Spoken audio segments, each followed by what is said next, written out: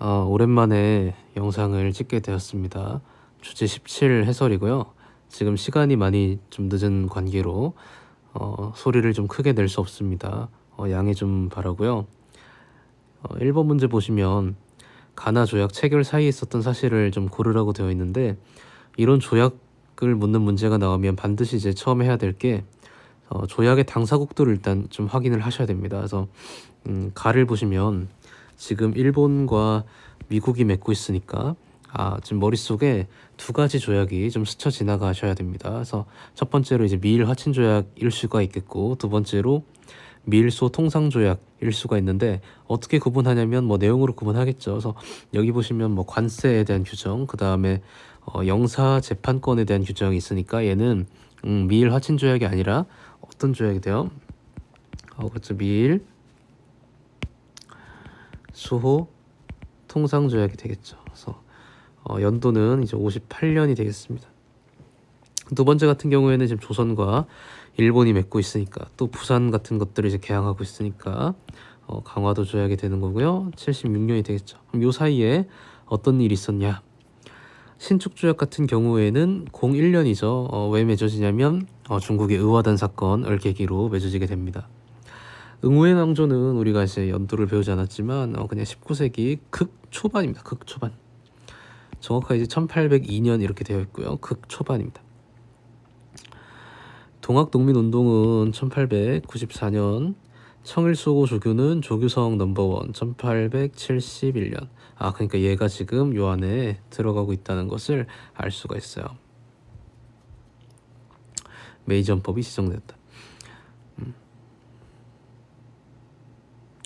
얘는 이제 저희 89년이죠. 밑줄 친 이 전쟁에 대한 설명.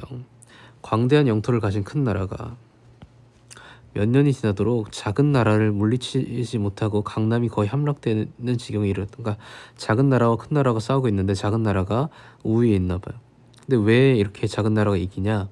작은 나라는 아편을 피우지 못하게 하면서 이 큰 나라에게 아편을 잘 팔고 있기 때문이다라고 하는 거예요. 그러니까 이 전쟁은 아편 전쟁이구나라는 걸 알 수 있고, 사실 이제 이런 문제가 나오면 우리가 이제 답을 고르는 것도 중요하지만, 지금 이제 훈련 단계이기 때문에 위에 이렇게 빈 공간이 많잖아요. 그러니까 아편 전쟁이 나오면 그냥 밑에 일단 보지 말고 혼자서 마인드맵을 좀 그려보세요. 그러니까 이 아편 전쟁이 나오면 반드시 어떤 조약이 따라 나오냐면, 우리가 난징 조약을 생각해 볼 수 있겠죠. 그러면 연도 일단 이렇게 써놓고 이 조약의 내용을 그냥 머릿속에 떠오르는 대로 적어보는 거죠. 뭐 홍콩 한량이라든지, 아니면 뭐 광저우, 상하이를 비롯한 뭐 5개 항구 개항이라든지, 아니면 뭐 협정 관세도 있었죠. 그다음 뭐 배상금도 있을 거고요.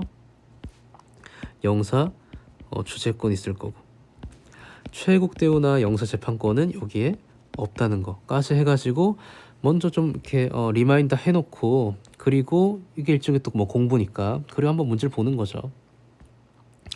그랬을 때 그렇죠. 우리가 방금 썼던 뭐 협정 관세에 대한 얘기, 이런 게 이제 나오죠. 답이 2번이고요.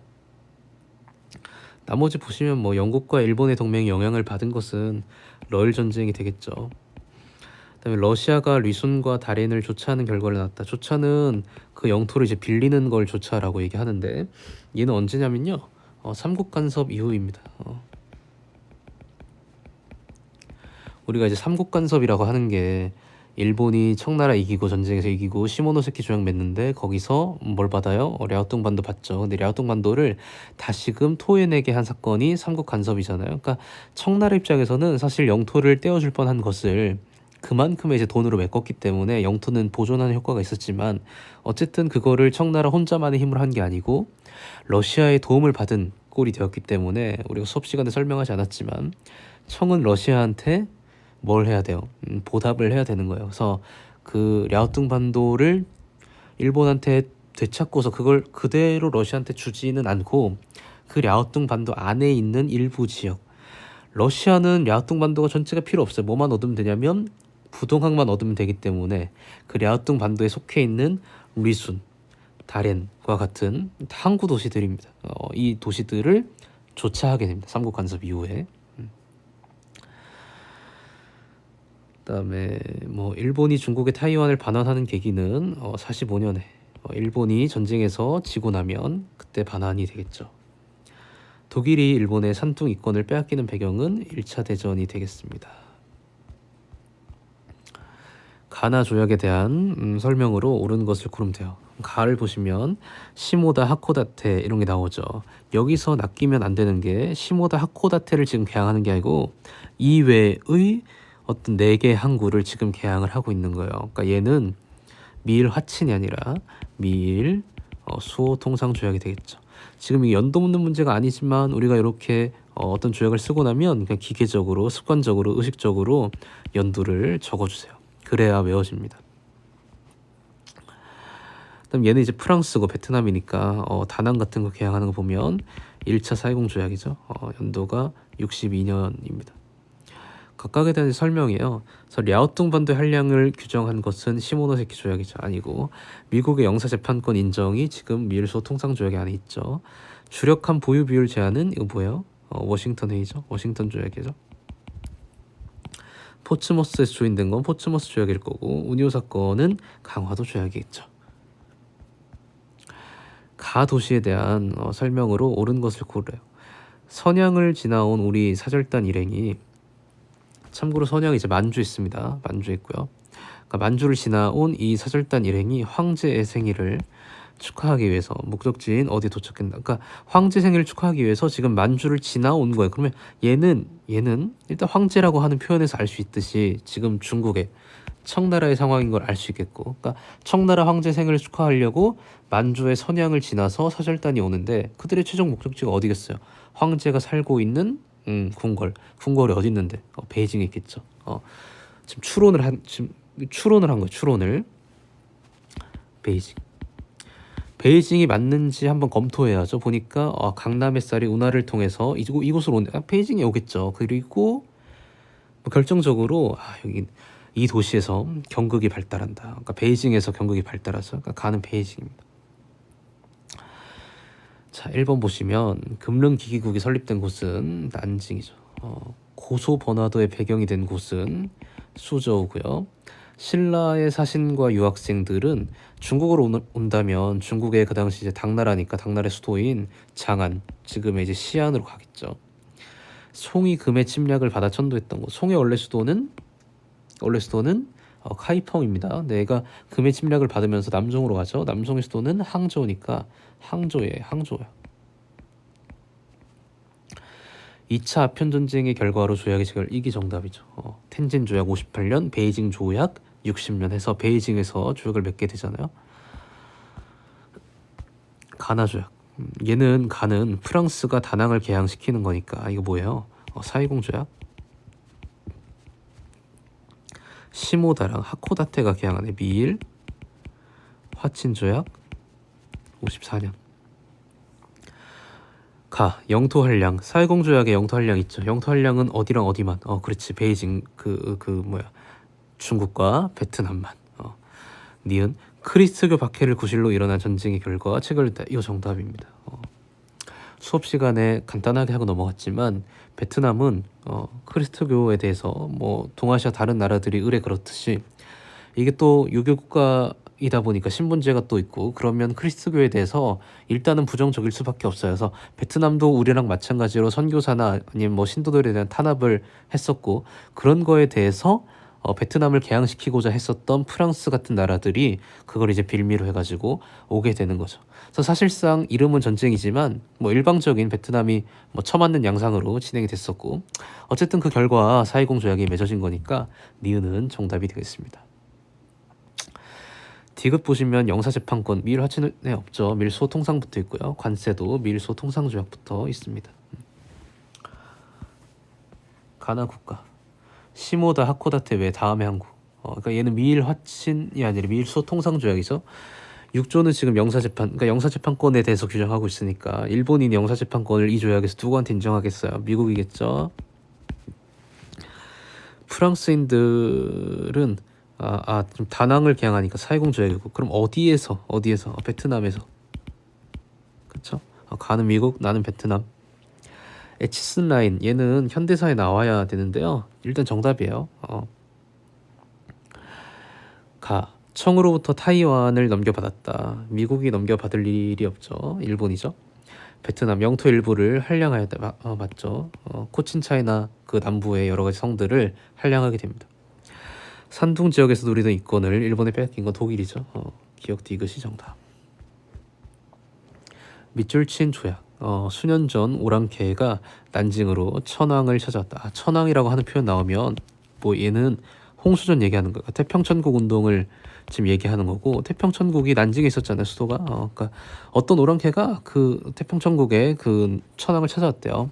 그래서 그들이 말하길, 이 오랑캐들이 말하길, 우리는 만여 명의 군사로 북쪽의 수도까지 쳐들어가서, 베이징 이야기하는 거겠죠. 황제를 굴복시키고 조약을 맺었다. 그러니까 그 어떤 오랑캐가 얘기하는데, 그러니까 요 태평천국의 천황 입장에서 오랑캐는 아마 서양인들일 거고, 이들이 얘기하길 북쪽의 수도까지 가가지고 황제를 굴복시키고 조약을 맺었다라고 하는 것은 뭐겠어요, 이거?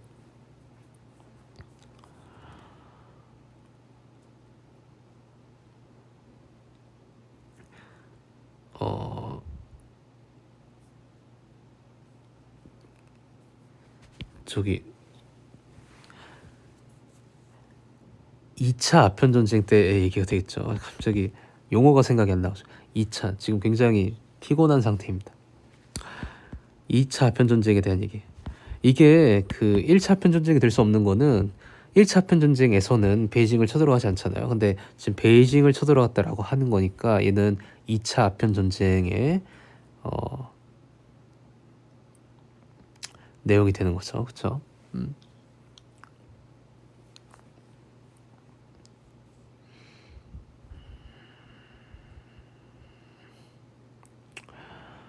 그래서 요때 이제 맺은 조약은 텐진 베이징 조약일 테니까 정답은 2번이 되겠네요. 그렇죠? 2번. 요게 이제 정답률이 높았던 문제, 그 오답률이 높았던 이유가 사실 요 북쪽의 수도까지 쳐들어갔다라고 하는 포인트를 못 잡으면, 얼핏 보면 뭐 이게 뭐 영국이 중국 쳐들어가 가지고 난징 조약을 맺은 것처럼 보이잖아요. 그러면 이제 정답이 4번이 되는 거기 때문에 이게 헷갈릴 만한 소지가 있죠. 밑줄 친 이 조약에 대한 설명으로 옳은 것은, 우리는 광저우 외에 추가로 4개 항구의 개항장, 그러니까 광저우를 포함해서 지금 5개의 항구를 개항하고 있는 것이니까 이 조약은 무슨 조약? 난징 조약. 어떤 게 있을까? 홍콩 한량이 딱 보이네. 그쵸? 1번, 요 미국의 중재로 조인된 것은 포츠머스 조약입니다. 포츠머스가 미국의 영토여서 러시아와 일본 사이를 미국이 중재하는 거죠. 중재는 뭐예요? 이게 있을지 가운데 있다는 거예요. 가운데 있으면서 이렇게 하는 거죠. 5번에 보시면 서양 외교관의 베이징 주재는, 외교관의 베이징 주재는 언제예요? 베이징 조약이에요.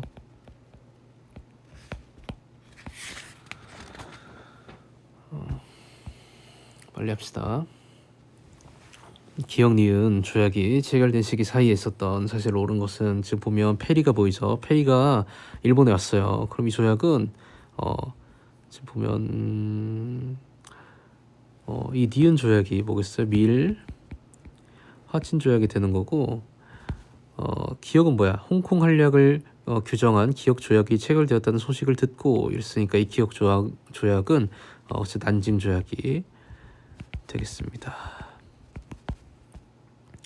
요 시기 사이네요. 42년과 54년 사이에 니가타 계양은 미일 수호 통상 조약에 따라서 개항하는 것이니까 요거보다 뒤에 있겠죠. 니은보다.